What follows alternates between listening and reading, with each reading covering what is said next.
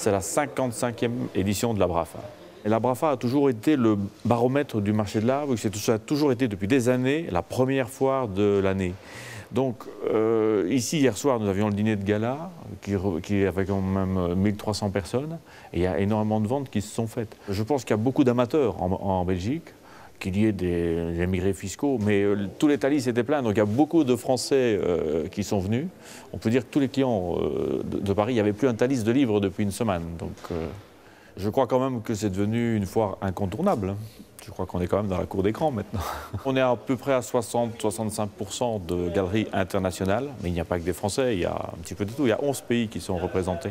Et pour les Belges, plus de Flamands que de... Alors là, c'est absolument à parité. Il y a autant de francophones que de galeries flamandes.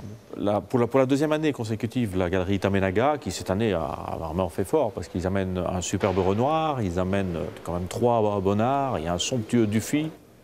Stenitz qui fait l'effort de venir avec une boiserie exceptionnelle, c'est 15 jours de montage, c'est vraiment c'est un gros cadeau qu'ils nous font.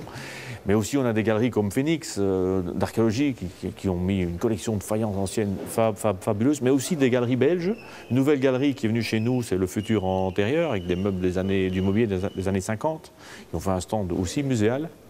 Et on est très content parce qu'au niveau des expertises, chaque année, vous savez qu'il y a toujours une centaine d'experts.